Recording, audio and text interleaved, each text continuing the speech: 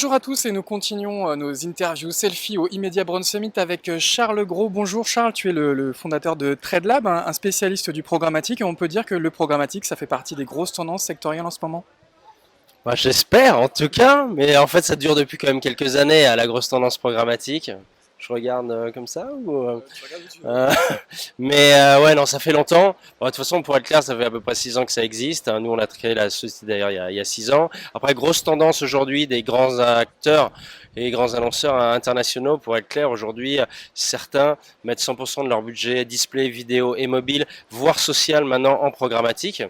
Et donc aujourd'hui, ça représente à peu près 55 à 60% des investissements médias digitaux, et ce partout dans le monde. Donc on est, oui, sur une vraie tendance. C'est-à-dire qu'aujourd'hui avec ce type de spécialité vous bousculez même les grandes agences qui sont présentes dans ces métiers depuis longtemps. Question, oui, on les bouscule. Bah c'est bien, ça donne un peu de challenge et de compétition. Mais c'est vrai que les annonceurs aujourd'hui peuvent rechercher des partenaires peut-être un peu différenciants, innovants. En tout cas, ils recherchent de la nouveauté, de la technologie.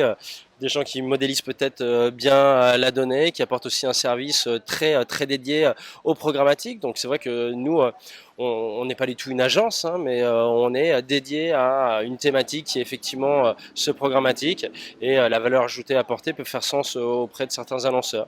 Donc oui, c'est un peu de friction de temps en temps.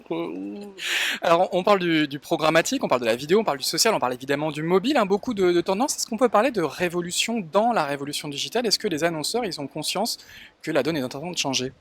Oui, complètement. Bah, de toute façon, quand on avait monté la société avec Johan Dupasquier, on avait fait un premier slide qui était autour de la révolution programmatique et de la donnée dans le monde des médias. Donc oui, c'est une vraie révolution. De toute façon, on est passé d'un achat d'emplacement publicitaire assez classique à un achat d'audience de plus en plus qualifié. Donc le métier d'ailleurs de TradeLab est de modéliser de la donnée, et de manière finalement très granulaire, et de prendre des décisions d'achat en fonction de cette modélisation. Donc oui, ça révolutionne le marché.